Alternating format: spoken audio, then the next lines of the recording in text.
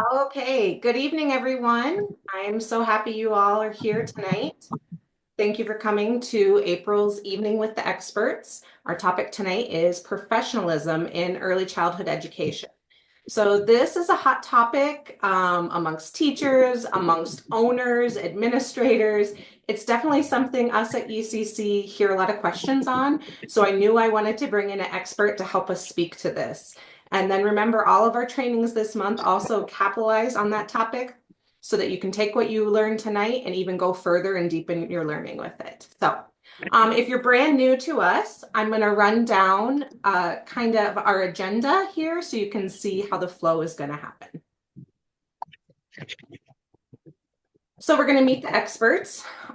Tonight's the first night that I will facilitate and also be a co-host. So bear with me if it's a little rougher than the previous months.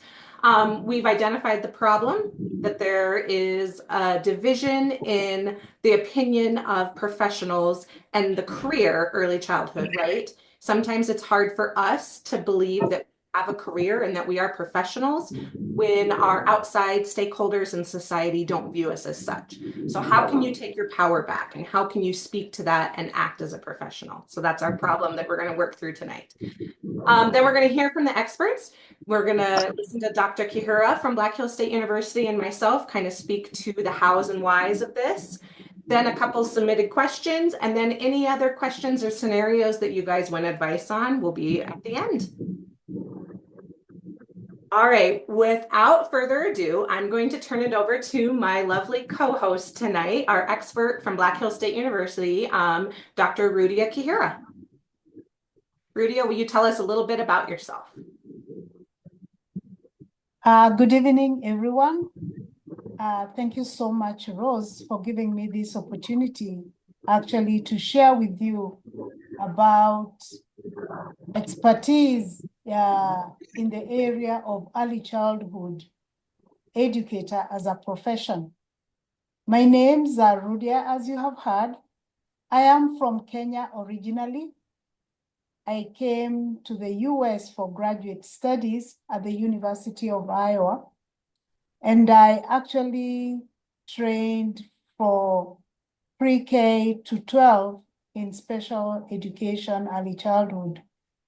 And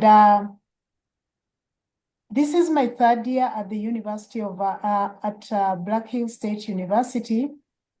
I teach educational psychology, child and adolescent development, and early childhood practicum and curriculum subjects. I'm happy to be with you today, and we'll share more as we continue. Thank you, Rose. Thank you, Rudia. And she missed her most important part. When she's not busy teaching and learning, she loves to garden, cook, watch TV, and sew. Thank you, Rose. Most of you know me. If not, I'll give you a very brief rundown where you guys are reading this. I've been in the education field for about 15 years, all ages from birth, honestly, all the way up to like 80-year-olds because I taught English as a second language for about 5 years. I've been at Early Childhood Connections for just over a year, and I absolutely love it. I love getting to still remain in the field and help you guys and give you the support that is so desperately needed in our field. And then the fun fact about me is I have 4 boys, twin 3-year-olds, an 8-year-old, and 11-year-old. And as I joke in the bio, also my husband counts as my 5th child. So, all right. So this is just a great quote, and Jim Henson is phenomenal. But kids don't remember what you try to teach them. They remember what you are.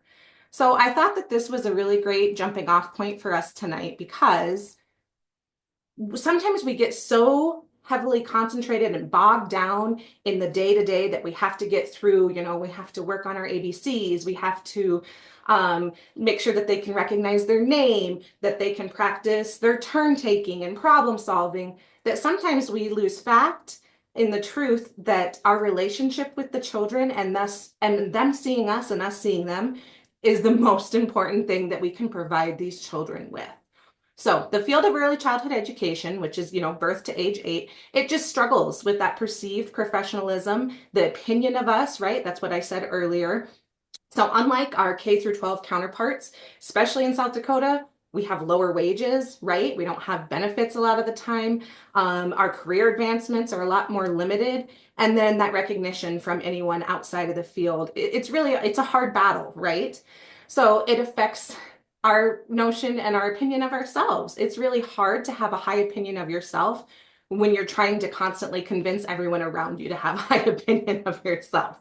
So the issue tonight that we're going to try and battle is how do we elevate the status of ECE teachers in the public, in our stakeholders, decision makers, and ultimately you? How do we increase your opinion of yourself, and how do you find value in the profession that you have chosen? So we're going to walk you through a couple of different steps in doing so, and I hope that you guys really, really feel the fire and develop a new sense of wanting to really pursue and be impassioned in this field. Okay, so we split it up tonight. I'm going to lead off. I'm going to talk about the importance of professionalism, and then Rudia is going to follow, and she's going to give the how. She's going to tell you how you can take what I said is important and put it into practice.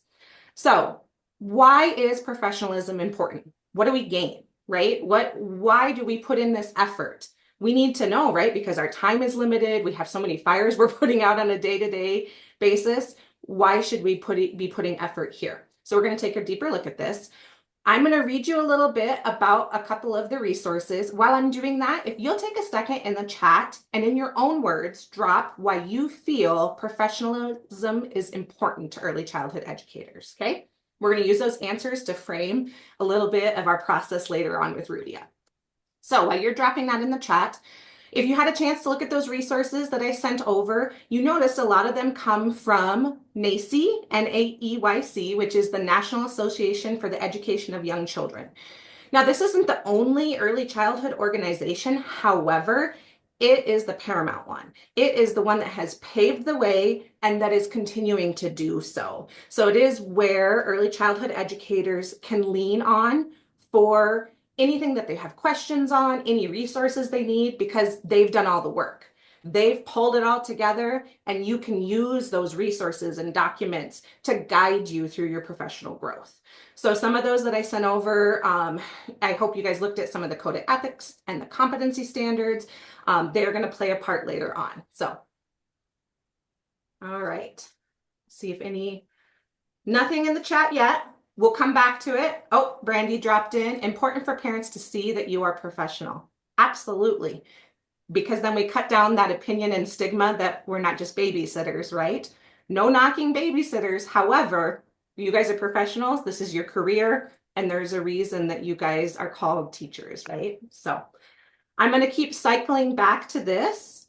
And so they take you serious. Absolutely, right? Andrea, if you can speak to it, then they're going to know they can respect you, as Jen said. So yeah, you guys are coming up with some great answers. I'd love to see that. You guys are already kind of have the mindset of the importance of having this lens and this approach. Okay, so we're going to start with the 5 reasons why professionalism is important in early childhood education. And the first one is it enhances credibility and trust. We touched on those in a couple of your answers already, right? So you're getting that respect. They know they can trust you because you can speak to it and that you are going to take good care of their children. So everyone is a stakeholder in early childhood, but specifically the ones that are entrusting their children in your care, those parents, those colleagues, administrators, they rely on you to provide safe, high-quality learning experiences.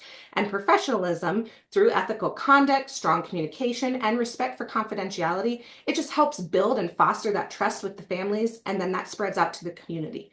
So if you're able to start building this good dialogue and these good opinions with the parents in your facility, then it trickles out, right? Then you get a reputation and people start viewing you as a professional. So when educators present themselves professionally through lots of different factors, but appropriate dress, punctuality, preparedness, they just reinforce their credibility, right? You are an expert in the field of early childhood education. So they can rely on you and they know that you are committed to your role. We had one more pop in. Let's see. Leslie says, professionalism is important to childcare to me because appearance provides a reason to show respect to teachers. It shows that we know what we are doing, and it provides confidence to the staff that they are capable of providing quality care. Absolutely. And I think Leslie is kind of speaking from more of that administrator role because I know her. And that is directors and owners, you guys have such a hard job. Like, I don't want to say impossible, but it really is because you don't have to be the ones figuring it out as you go, right? You don't have to be the ones that are getting the feedback and putting it into practice. You are the ones that are expected to come and set the standard and to hold everyone else accountable. And it's really hard sometimes to compartmentalize your personal life as a director, maintain that professional air, and even as a teacher too. So I just applaud those people in the administrative roles for their duties that are behind the scenes that they have to make sure doesn't come to light in front of everyone else, right? They're making sure that everybody is risen to that professional standard and level. So they have to set the pace. Right. Oh, won't let me go ahead. All right, there we go. Reason number two, it promotes positive child development. And that's what we're all here for, right? Is to help these children grow and become successful little humans, right, in the world. So young children learn through their relationships. We already said this, right? This is the biggest, most important factor in this professionalism is this relationship factor with the children. So professional behavior fosters a stable, nurturing environment. If they know what to expect from you on a daily basis, that relationship is going to be so much more secure. They know you are a safe place. They know that you are going to provide loving care that is consistent. They don't have to question and worry if you're going to come in and be erratic or that you are not going to be organized and there's going to be no schedule throughout the day and they have no idea when it's going to be snack time, right? So if you have some of these professional behaviors, it fosters that development of the child. Professional teachers use evidence-based practices, they adhere to developmentally appropriate guidelines, and they continuously seek ways to improve their teaching methods. So if you have a growth mindset, if you are willing to attend tonight, right there, that's showing me that you're a professional in the field, right? You want to pursue more training, more learning to be a better teacher. That right there is like a big check mark that you are doing what you need to do. So now, can you take it and put it into practice, right?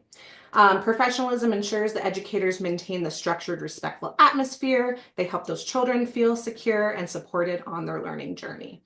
So just as that Jim Henson quote said, children don't remember what you are teaching, but they remember who you are.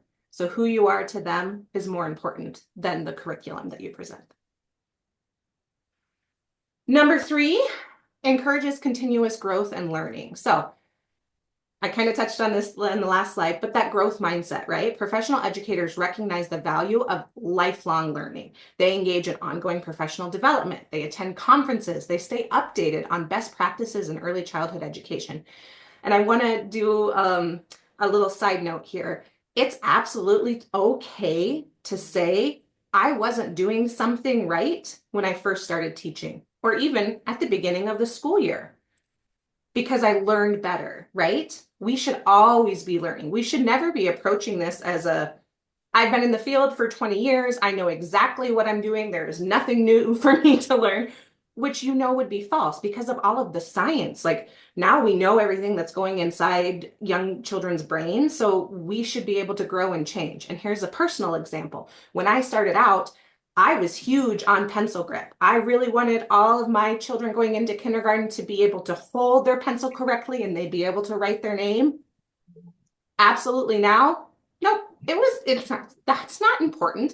And actually it causes more harm to force them because their little bones are not developed to do that. They're going to form bad habits and they're not going to have the muscle structure to maintain that over the course of their educational career. It's okay to have that reflective piece and say, I know better now, I can do better now. So continuous learning, sorry, that was just a little side tangent. It will help you with your growth and your development and your professionalism. Some membership into organizations that can provide you with these ongoing trainings are like NACCE that we already said, other local ECE networks. So some other ones here like Early Learner, Rapid City, Early Learner, South Dakota, Early Childhood Connections. As you guys know, we offer a lot of trainings as well to meet the needs that you guys are looking for. So that commitment to growth prevents stagnation. It ensures teachers adapt to new research technologies and the diverse classroom needs that you guys. If you were a teacher before COVID and you're a teacher now, I would say show of hands if you can tell me it is vastly different to be in a classroom, right? It's hands down different. So how do we grow and change with that? What do we know? What do we start looking for tracking trends and how can we support them? Because it's new for these children too. So don't ever stop growing and learning. When you approach something with the mindset that we aren't going to learn anything, you eliminate so many opportunities and ways to which you can become the best version of yourself. Okay, reason number 4, professionalism in early childhood education involves upholding ethical standards. So the NACCE's Code of Ethical Conduct, which I sent you guys the 2011 version, which is still the one that we can print and share. However, NACCE is in the process of updating and they have a draft version. So I sent that in the email as well. They want feedback from teachers. So if you have time, go look at the draft, go see. And if there's anything that you're like, you know what? Actually, I think you should add this. You should do this. They have an email there where they would love your feedback. They would love to hear from people in the field. And I say people in the field because unfortunately, the way our system is the people that have the time for their voice to be heard are not still directly in the field, right? You guys are exhausted at the end of the day, at the end of the week. You don't have time to go to a conference, right? Who's going to fill in your classroom? Who's going to, take over running the building while you're gone? It's just not realistic, unfortunately, where our field is. So if you have time, log on there and make your voice heard in that way. Drop them an email so that they can reflect that then when they publish it. So, you guys play a crucial role in advocating for better policies, not just here, but state and national level too. Early Learner South Dakota is kind of our advocacy branch here. If you want more information on that, you can email me, but that is an offshoot of SEDACE. It's kind of our advocacy branch. Some of us have to be careful when we advocate because of where we work and how our voice can be heard and where our funding comes from, and that's okay. But if you're able to advocate, absolutely. I say get out there and make your voice heard. Another professional approach that strengthens your ability is to communicate effectively with stakeholders and policymakers. And what I mean by this is that you can speak fluently to the problems, right? You can talk about, well, South Dakota is one of 4 states in the US that doesn't have publicly funded early childhood care, right? That's it. We're one of 4. That's ridiculous. So you can speak to this. You can say how hard it is to be in the field. You can say the low pay. You can say the lack of benefits. Like those are things that make you an expert in it. So you have that ability to speak to it when you're having those conversations out and visiting with stakeholders. The last reason why professionalism is important in early childhood education is it strengthens workplace relationships and collaboration. So I'm sure we've all had those situations or places of work where there's just somebody that loves drama, loves to talk, loves to, stir the pot. And that's really hard to try and navigate, right? It's really hard to maintain that professional air. So just making sure that you, as we tell the children in our care, worry about you, right? So unless it's directly affecting things that are going on, putting people in jeopardy, then you'll need to go to a superior and ask for help. But if it's not, and you feel that it's not your place to shut it down, worry about you, right? All you can do in that situation is maintain your professional demeanor. You foster a positive and respectful work environment. You model how to engage in those conversations, how to make sure you're using humor in appropriate ways, that you promote teamwork, that you are willing to collaborate. And this is with your fellow teachers. This could be with assistants and aides. So if you are a lead teacher, making sure that you navigate that appropriately, right? How do you delegate and ask people to help you in a way that isn't condescending and that leans into their strengths? And then if you're having that communication with somebody above you, how do you bring things of concern up to them in a way that doesn't say you're not doing your job, right? So it's a tricky thing you have to navigate, but you can do it. So effective collaboration leads to stronger lesson planning, problem solving, and shared commitment to children's success. Professionalism helps manage conflicts constructively, ensuring that disagreements are addressed respectfully and with the best interests of the children at mind. Because sometimes in those smaller facilities, friendships happen, and that's great. It's so beautiful to have teachers that you're friends with, right? It makes the days go by so much quicker and you want to be there. However, it can be a slippery slope because then we have to navigate how to have some of those conversations in a way that their feelings get hurt, that it is for the best interest of the child. So just making sure that you maintain that level of professionalism in all of your relationships. There isn't anyone I know that enjoys conflict. However, I have had a couple of teachers under me that I would guess maybe they do get a little bit of enjoyment of it.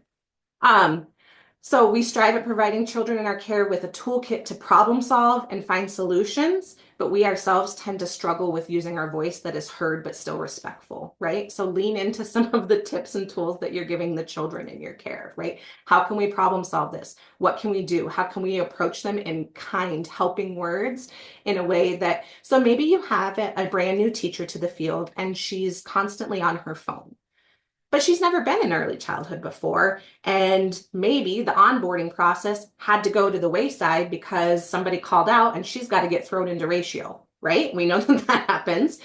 So then as the other teacher in the classroom, how can you find a way to provide her with guidance, right? How can you redirect her back to say, the phone is not where our attention should be, right? How can you have that conversation in a way that is helpful and finds a solution? So it can be really tricky. It can be hard to navigate. And I will say we have a couple of trainings coming up this month about having difficult conversations. And I would highly recommend that if you yourself really struggle with those conflicts. Okay. Those were my 5 points. So we are gonna hop over to Rudia. I guess before I jump into her topic, Rudia, do you have anything to add onto my 5 slides? No, you did it well, because we are going to touch now how to practice that. Absolutely. So like Yes. Rudia just said, now she's your how. She's going to explain to you how you are going to do that. Okay. Thank you, Rose. Thank you, Rose. And so for this second part of the session, we are going to actually to know how do we practice. And the first area we need to know, how do we engage in continuous professional development? There is one thing I want to say. For us to be successful in this area, we need to communicate. We need to network. And what we are talking about in this area, we are talking about pursuing academic advancement, and also attending professional development occasions or conferences or sessions. And let me start by talking about advancing our academic area. And this is not a must. I know most of us, we are either completing our CDA, or some of us maybe, I'm just guessing, maybe some of us are doing our certificate or thinking about to advance our academic. I want to say that we have certificate in early childhood from the CDA. We have certificate in early childhood, and we have also certificate in early childhood administration. And this is for the directors, for the administrators of early childhood building. And then we have an undergraduate in early childhood. And also we have an undergraduate in early childhood special education. We have an undergraduate early childhood administration. And let's not forget about the associate, early childhood associate. Those are openings which are going to be seen now at the universities in South Dakota. Black Hills State University, that is a goal they're looking at, and that is where we are trying to plan and see that we have certificate in early childhood, certificate in early childhood special education, associate early childhood special education, and already we have a bachelor's. And actually after a bachelor's, if you want to go ahead, you can get a master's and you can also get a doctorate. And some of these programs, they are either online or they are face-to-face. And also when I talk about professional organization, as what Rose had mentioned, we have NECE, we have exceptional counsel. And I believe, can I paste them on the chat? Yeah. Let me paste them on the chat so that you can have just a clue of what I'm talking about. So Rudia is going to piece all of the different associations that you can become members to. Sorry? Oh, I'm telling them what you're doing. Oh, okay. Yes. Those are just a few. And remember here, when I'm talking about early childhood, I am talking about inclusive, where we have children with disability and children without disability. And these organizations are for that, so that we become current, we know what research has out there for us to use, what strategies are we supposed to use to see that we are successful in the classroom. Next.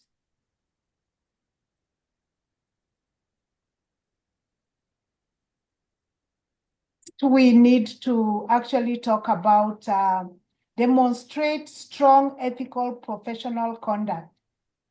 And this is where we actually, Rose talked about the NECE Code of Ethical Conduct. You have it. This is where it talks about maintaining confidentiality. That is a very big area in our profession. I, as an educator, I should not discuss any information about a child's issue with another parent. Because sometimes you just find yourself, maybe you're waiting for the kids to be picked up, and there are some parents who have come in early, they're waiting for their kids, or one or two things, maybe they want to talk to you, and they see a child maybe who both of you know, and you as a teacher, you know them, but the parent might be curious. And let me tell you, sometimes parents don't ask these questions because they want, or they had planned to ask. They just find themselves talking. But we as professionals, let us remember to keep confidentiality of the information of that child. Let us have integrity and respect to the child, to our colleagues, to the parents, and to the administrators. And then let us be accountable, let us be fair, and let us always, as long as we are dealing with the records of families or children, let us keep them as confidential as possible. And so that document of NECE Code of Ethical Conduct, let us memorize it.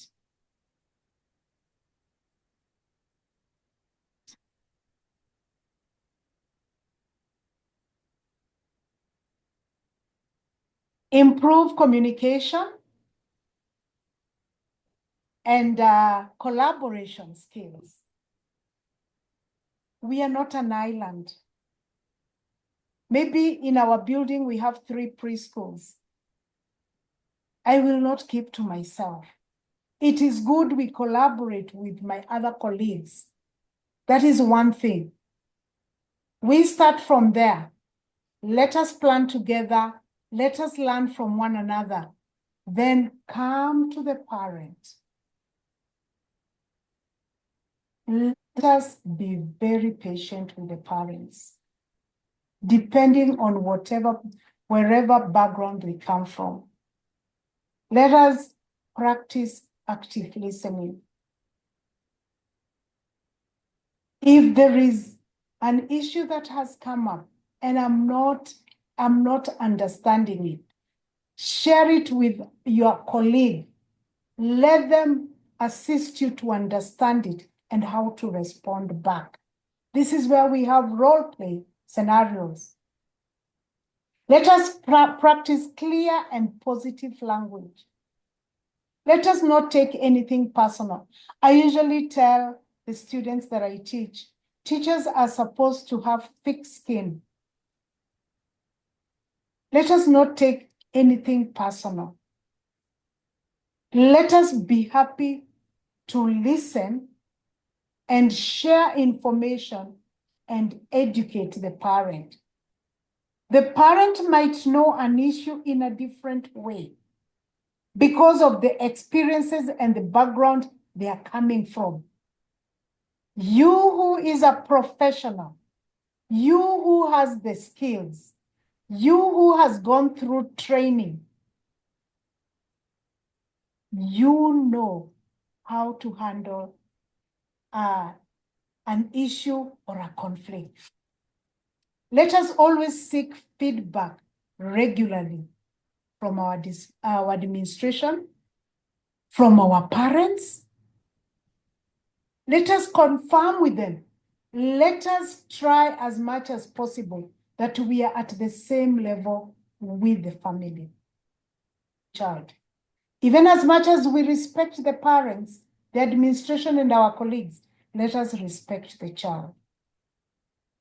Let us respect that student. Let us collaborate intentionally. You plan. Let us plan to be patient. You intentionally plan to be patient, even if you're not. And with time, you will build it up. And through attending professional development, we become better in communication and collaboration skills. Next. Maintain a professional image attitude. Rose asked us in the beginning, what do we understand or what comes into our mind when we talk about professional or professionalism in early childhood? And I want to mention something small here. Let me see whether I'll get it.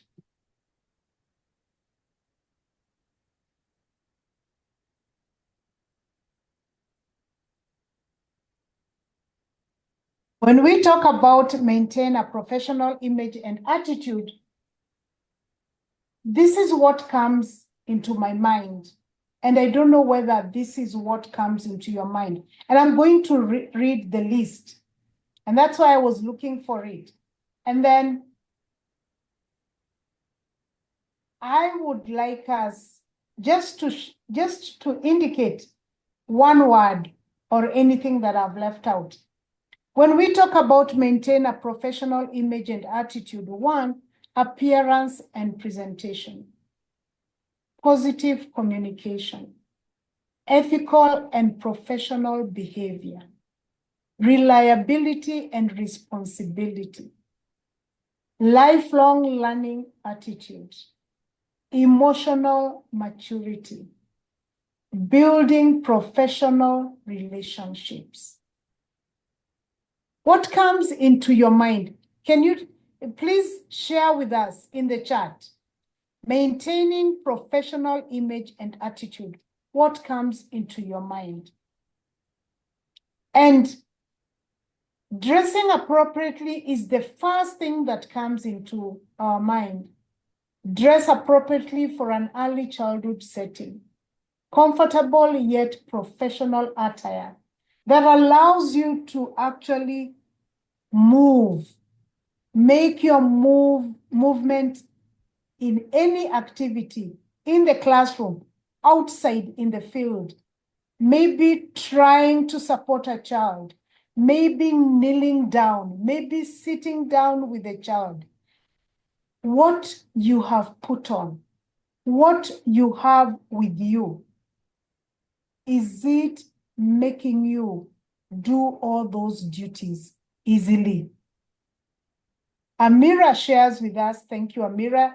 Amira says what comes into her mind: professional, clear, concise communication.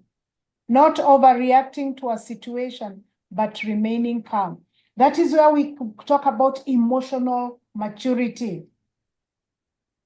Composed when talking with parents. If you don't feel comfortable asking for help. Or do you mean, Leslie, we ask for help if we are not comfortable talking to the parent? Yeah, or in any situation. Very good. Yes, that is very good. And then lifelong learning attitude. What attitude, what perceptions do we have about our parents?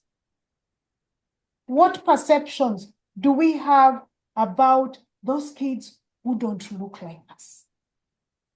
What perceptions do we have about those kids who cannot write their names, and yet they're at that level, that stage, that they're supposed to be knowing how to write their names? What perceptions do we have? Perceptions do we have about that child who, when you call them to participate in an activity, the child just sits at the seat and doesn't participate? Do we judge the child? Do we leave the child alone? Do we ignore the child? Or do we stretch our hand and invite the child in the activity? Or do we talk about the experiences? What comes into your mind are the experiences of the child that they have gone previously, their culture, their background. Maybe their culture, they're not supposed to talk. They are not supposed to participate unless they are called by name. Do we put that into our mind? So that is lifelong learning attitude. This is where our perceptions improve. When we learn from a situation, when we learn from a child. Like, for example, when I'm teaching and I see a student in my class not maybe participating, I will go and share in confidence with another professor who is teaching that child. And they will tell me, no, Rudia, you need to do 1, 2, 3. I've learned to we reach where the children are. The children shouldn't reach to us. So maintaining a professional image and attitude is very important. That all through the children, the administrators, our colleagues, and the family, they look at us and they see that professional image and the attitude that we hold. Right from the dressing up to where we solve a conflict. Because once there is a conflict, that's when you will know who is who. Next. Yvonne, I wanted to add something on to Rudia's. Understanding Yes. cultural differences is so important for you as the educator, because you need to understand, like Rudia said, it might not be that they are this perceived way. It might be because of their cultural background, their upbringing. And I can even speak to this when you're working with adults. So when you're working with parents, I've been doing some coaching and working with some of the tribal Head Starts. And something that I knew, but I hadn't, had at the forefront of my mind is that in their culture, in the Lakota culture, it's disrespectful to look in the eyes of an elder or somebody that is perceived to be higher than you. And Even in my culture. yes, yes. And so this teacher told me, she said, I don't want you to think I'm being disrespectful by not looking at you in your eyes when you're speaking. She's like, it's something I'm trying to work through and process when I'm speaking with someone outside of my culture. So it was really good for her to advocate and say, this is my culture, these are my beliefs, but I'm trying to meet you where you're at by giving you this context. So even me in my role, that was great for me to hear and to understand because like Rudia said, we're not here to pass judgment. We're here to meet them where they're at. Yes. Then next, thank you, Rose. Thank you, Rose, for adding that. Actually, let me just say something. Rose, you know, and everyone here, I'm really working on looking at individuals' eyes. Like if I have my chair, my dean, the president of the college, a little bit I'm shy to look, you know, because I'm not used to. That's not how I've been brought up, but I'm working on that. So then we have advocating for children and the early childhood profession.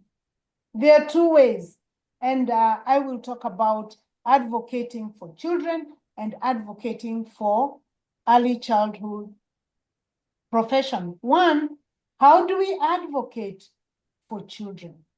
Those children we spend hours with, maybe 3 times in a week, maybe 5 times in a week, maybe even 8 hours every day from Monday to Friday. And maybe those of us who have childcare at home or a daycare, or we are managing a daycare in a certain building. One is let us always promote children's rights. Always let us protect, let us promote, let us protect those children. They are into our hands. There is one thing I want to say, that when the parents bring those children to the daycare, they're not bringing them to a babysitter. I want to mention what Rose said. Rose touched about you are assisting this child grow cognitively, physically, and emotionally and socially. That's not the work of a babysitter. That is the work of a professional. A professional. That is the work of a professional. So we have to voice children's needs. If you see in your daycare, there is a child that the children need something and it's not there, just go to the manager or to the director of the building and tell them that these children need 1, 2, 3. Reach out and see that the needs of these children are met. Let us educate the families and communicate with them. Share with the family what John did well. Share the family what John improved. This is a joy to a parent to hear how their children are doing, to hear how their children are faring on. When you share this, you're not a babysitter, you're a professional. If the child was able to write his first 2 letters of his name, share it with the teacher, share it with the parents, and let the parents know that as we move forward, I believe John will actually write the 4 letters of his name. The second part is advocating for early childhood education profession. Let us raise awareness about the importance of early childhood education. I remember I was in a conference, 3 weeks ago, and in Baltimore, and because of funding being taken away, we were told to voice our needs. We were told to say what the children need.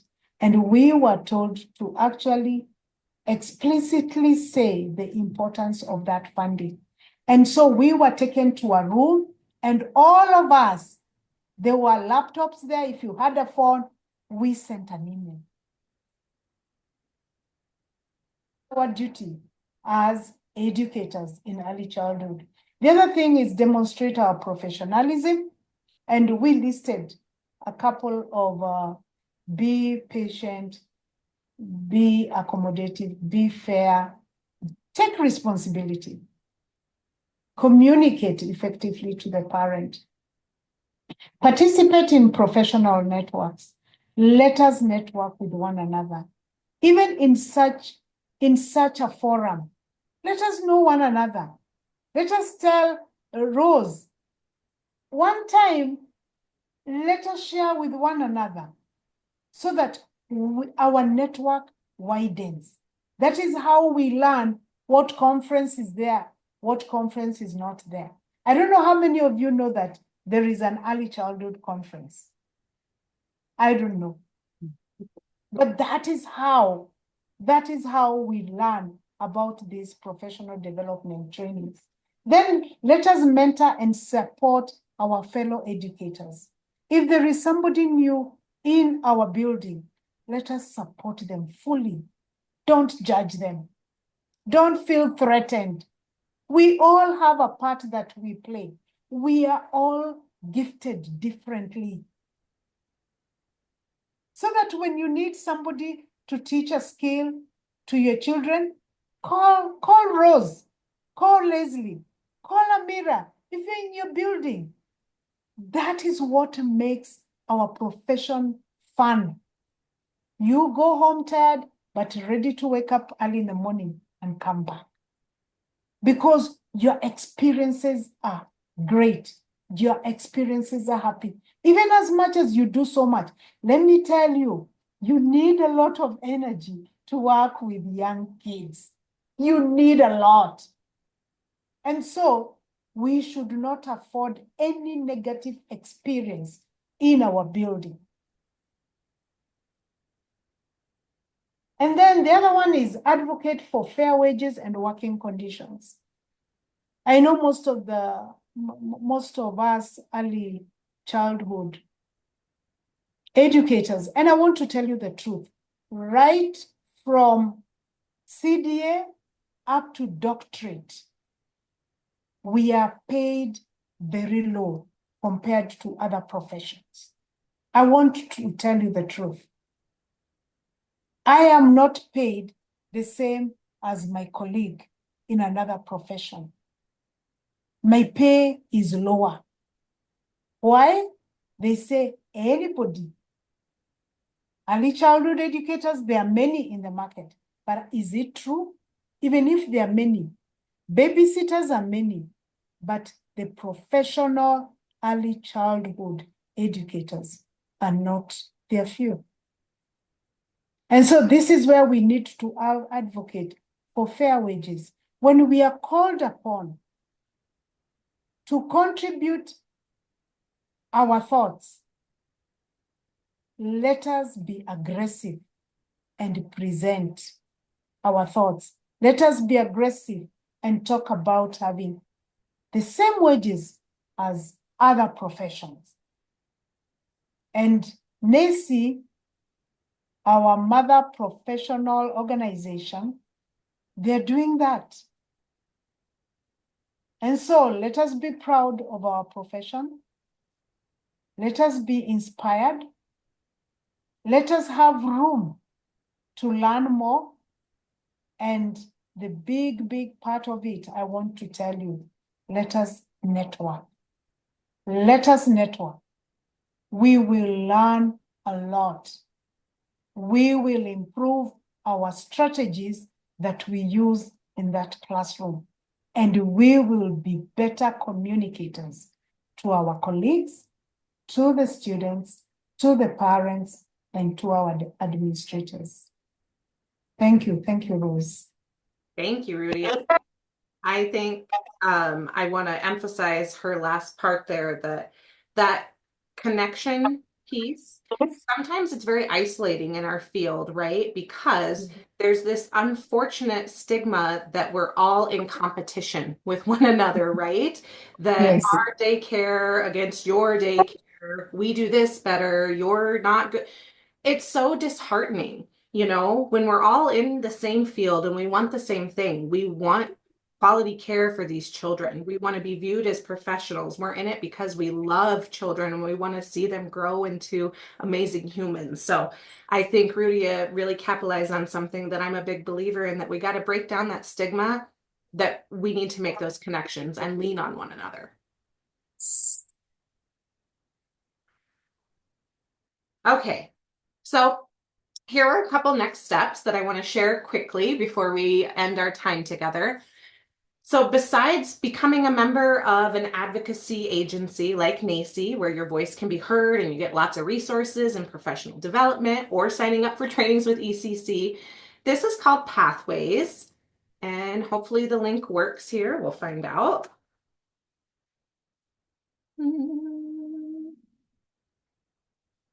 Okay, let me know. Can you guys all see that? The handbook?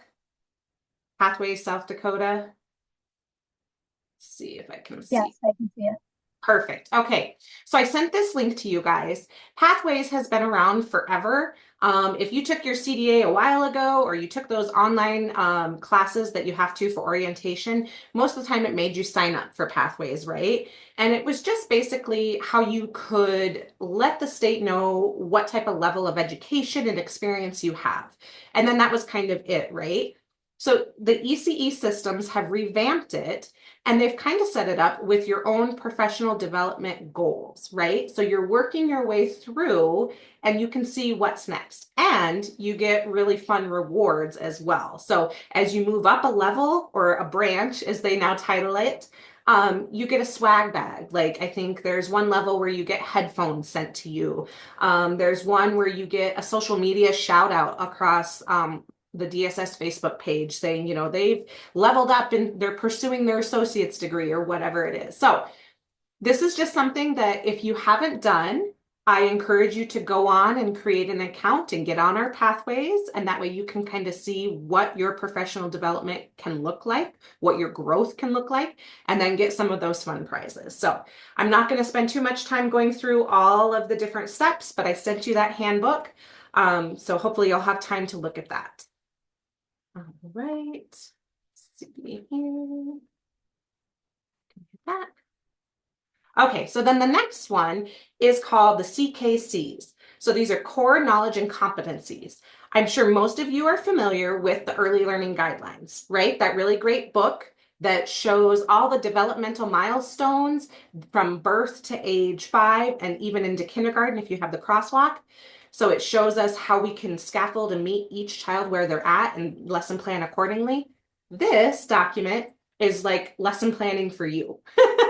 So what it does is it looks at where you are at. What is your competency level in speaking about health and safety in your facility? Where are you at now? What can you do to improve upon that to move up? And eventually, can you be a mentor in this topic? So we'll look at this really quickly. Hopefully that will pull up. So it's the same type of thing. There's an online handbook. This is kind of the welcome page.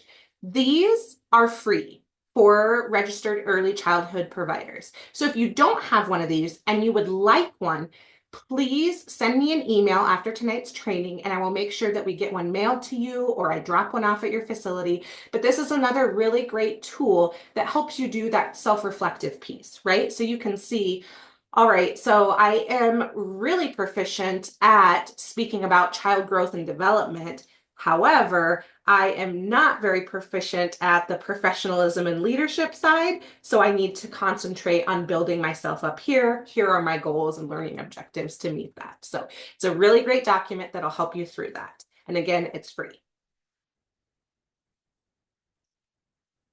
Okay, so I already mentioned, and Rudia dropped them in, NACE is a really great advocacy channel and agency to join. Our state conference is actually this week. It is in Watertown, so it's a long ways away, and I don't expect to see any of your faces. However, next year, it's in Rapid City. So make sure that if you're able to, if you can plan and advocate that maybe your center takes 2 days closed, and everybody goes for professional development, right? I know that that puts parents out. However, they're going to understand if you can speak to the benefit of it, right? This is professional growth. We are going to learn. We are going to make our voices heard and make connections. They'll be more likely to support it. So it'll be in Rapid City next year. So just make sure you pay attention to that. A couple other ways that I wanted to touch on is sometimes we can even look at increasing our professionalism in the center as far as an owner or administration. So you can look at Quality Care South Dakota, which is kind of our QRS pilot. And if you want more information on that, you can reach out to me as well, and I can put you in contact with our Brookings agent. And then looking at your curriculum and your policies and practices, what are you implementing that is a higher standard, right? So that when you are talking to parents and giving them a tour, you can say, we teach the pyramid model. We teach conscious discipline. My classroom has an environmental scale rating, and this is what I've got. So if you want some more information on those, again, you can reach out. You can take our trainings because we walk through a lot of those concepts. All right, let's see how much time we have left. We've got 4 minutes. Okay, we're gonna try and cruise through these. So these are a couple pre-submitted questions. So the first one is, I have a teacher who has been spoke to numerous times about their professionalism in the building. They don't wear the most teacher-friendly outfits, and they sometimes use humor in inappropriate ways. What other ways can I convince them to take this career seriously? So, Rudia, do you want to start? Yes, and maybe, I hope I don't, it's 7:26. One thing I want to say, personally, I believe that we do not know everything. And I'm looking at this, I'm not judging the teacher. If I was the director in that building, I would match up this teacher with a role model. Somebody who they can interact, that if Rose comes and tells me, Rudia, I think if you comb your hair this way, it will look nice, I'll do it. Because already I know Rose is not judging me. I know Rose wants better in me. Rose wants me to be better in my job. That is the first thing, mentor, model. Rose even, sorry, yes, Rose, continue. No, I was going to say, I agree that I think the important part is how you approach that redirection, that it's not that you are judging them, like you said. Yes. It Yes. is, you are there to make them better. What can they Yes. do to be better for the children and themselves? You know, It is sometimes those things to think about are affecting their own opinion of themselves. So, yeah. It's true. And also, Rose, I want to add this. Do you know maybe this is a new teacher? You don't know whether this is her first experience. She has never been an early childhood educator. She has never worked in a daycare. She's coming for the first, this is maybe first 3 months. She doesn't know. She only knows how she dresses at home. So let us have this in our mind so that we don't damage and make this teacher run away. We Because, won't. yeah. Yes, Rose, continue. I was just going to say, because they're few and far between, as you said, right? Early childhood educators that want to be here in the field are, and we don't want to scare them off just because they didn't know any better. Good, good. Okay, we'll try and touch on oh, we've only got 1 minute. Okay, that last one, I'm just going to summarize. We kind of talked on earlier. How can you make sure your voice is heard? You're going to lean into those networks that have time to make sure your voice is heard. I know you don't always have time to go to the conferences, to attend trainings, but if you can be an AC member and drop that feedback, they're going to use that and they're going to advocate for you. Or if you have time to join these type of things and speak, or provide feedback to ECC and say, you know what, this is what we're experiencing, help us. And that's honestly where this whole concept of evening with experts came from, is I saw your guys' evaluation feedback and I knew I wanted to speak to somebody. I wanted to help you guys have a jumping off point. So, okay. And also, just one thing about burnout. Let us agree that we get burnt out, we get tired. Talk with somebody, get a colleague. If it's not in that, get somebody in that building, share with them. When you feel burnout, somebody else can step in so that we don't transfer these negative energies to our children.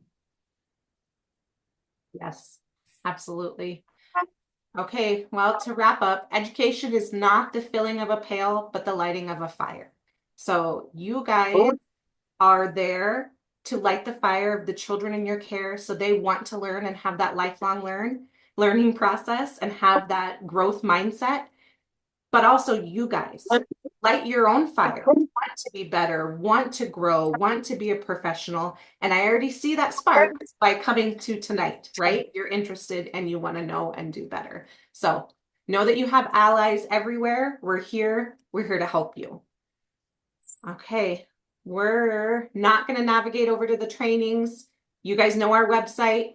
Go peruse it, find some good trainings. I am going to share the evaluation really quick so that I don't keep you guys here longer than you need to be. I'm going to drop it in the chat.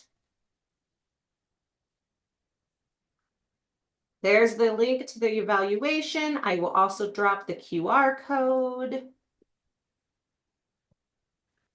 depending on what your preferred method is. So as soon as you were done with that evaluation piece, you are free to go. I did find out today that somehow there was a miscommunication and Joe did not send out your guys' training certificates for last month's Evening with Experts. So he was supposed to be working on that this afternoon and tomorrow morning. So I apologize if you guys didn't get those, but you should be getting them by the end of the week. I'm really happy to see all you faces continue to take these events. Next month is developmentally appropriate practice, and it's actually with Dr. Kihura's colleague, Sydney Haugland, and she is an elementary education professor at Black Hills State University as well. She's a close friend. I taught all three of her children. She's very funny. You guys would enjoy her a lot, so I encourage you to make sure you're signed up for that one as well. And if any thoughts or questions came up and you want to drop them in the chat or you don't feel comfortable, please feel free to email me. Dr. Rudia's professional Black Hills State email was there in that email link as well. So if you want more information about what type of programs and classes Black Hills State offers, reach out to her. I'm sure she would be happy to guide you on that growth process.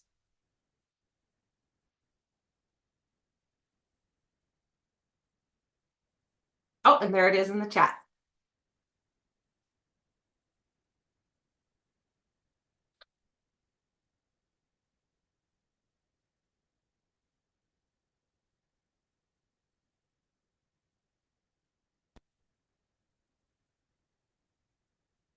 Okay, while you guys are taking that, I am going to share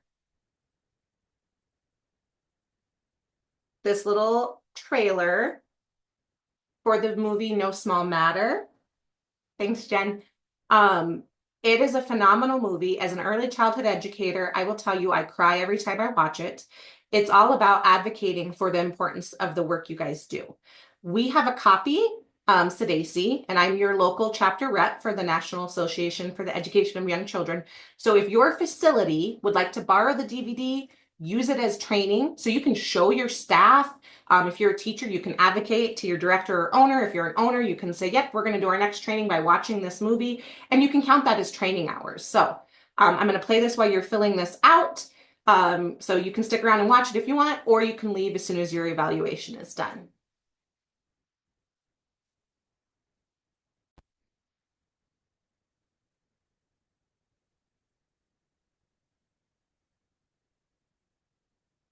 Me want a cookie. Wait, no. Cookie. We're in the middle of doing a documentary film. A documentary. Yes. This documentary. Babies in the beginnings of humanity grew up in these very rich extended families. And of course, the world that we live in now is a very, very different world from that. Minimum wage just isn't cutting paying bills. We couldn't afford to put him in preschool. Donnie's with him all day and I'm with him all night. This notion of the American dream is fundamentally not happening. Putting her life in someone else's hands means so much. 1 year old. He can't say anything. He doesn't sit up. When those markers are set in childhood, they impact the way our bodies work for the rest of our lives. Ignoring this, that's a disaster for us as a society. This is not the way it's supposed to be. We have a deeper understanding now of how important these early years are and why. We're unlocking the secrets of the brain. First time in history. We never had a way to look into a baby's brain before. What's going on up there is rocket science. Yes! I want to be their Miss Honey. I want to be the one that's like, you can do anything! I got my baby egg! This is amazing! Every child should have access to high-quality early education. If we get this right, our country will look dramatically different. Whatever we want to call it, childcare, preschool, home. We have to do it everywhere.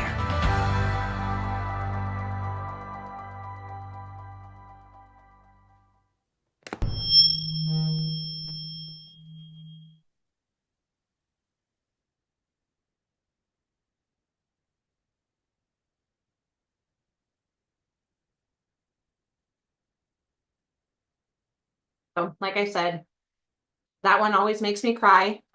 So if you're passionate about the field, I would imagine it would do the same thing, but it's really moving. And even if you have the ability to offer to show it to parents and families, if you have, those good relationships, you could even use it as like a family night where maybe one or two teachers are watching some of the kids if parents want to come join some of you to watch it. But it really is going to spark some of those conversations, and they're going to hopefully start seeing you and valuing you on a deeper level.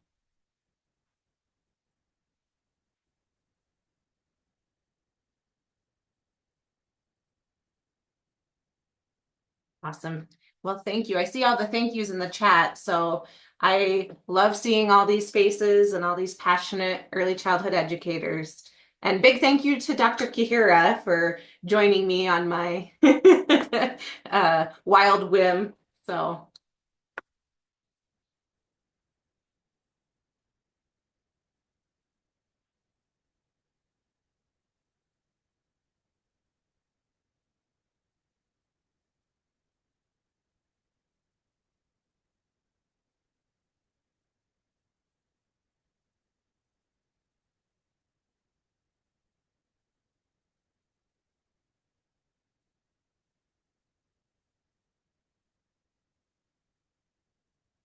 thank you, Rudia. Thank you. Thank you very much.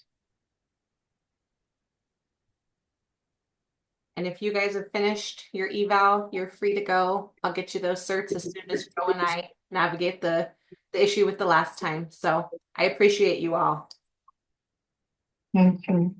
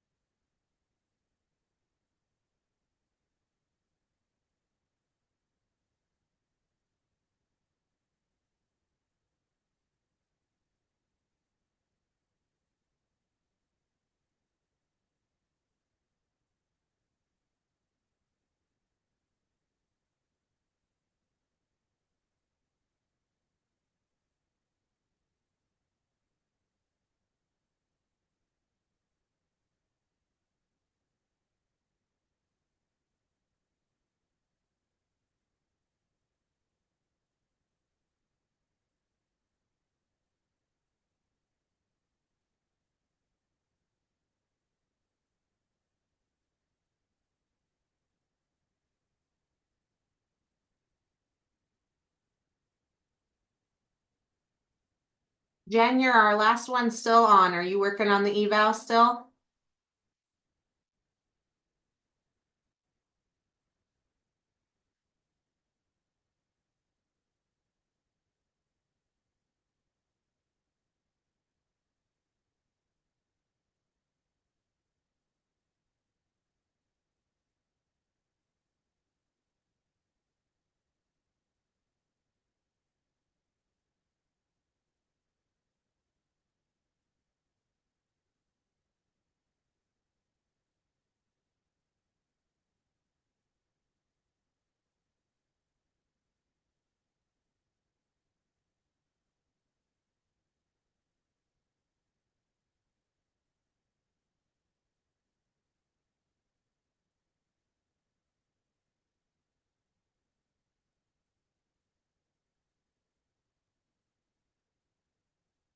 No worries. That's okay, Jen.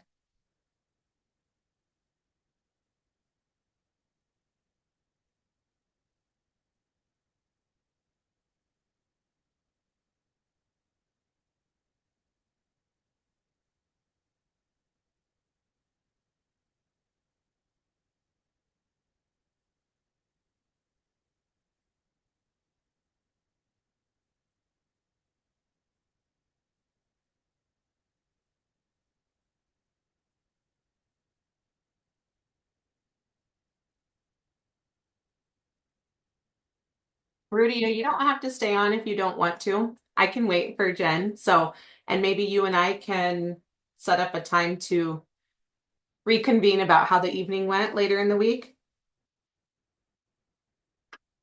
Does that sound good?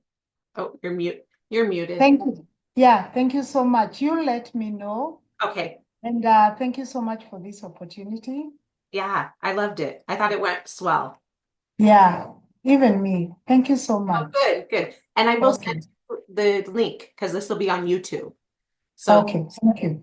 so okay. Okay, Have a bye. good night, Rudia.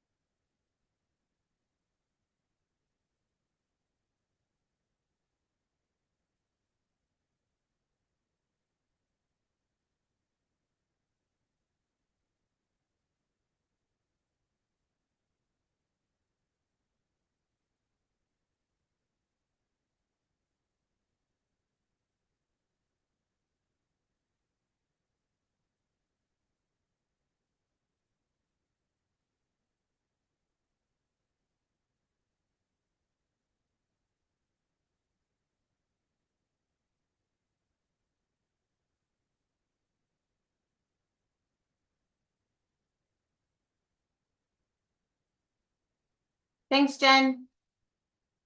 See ya.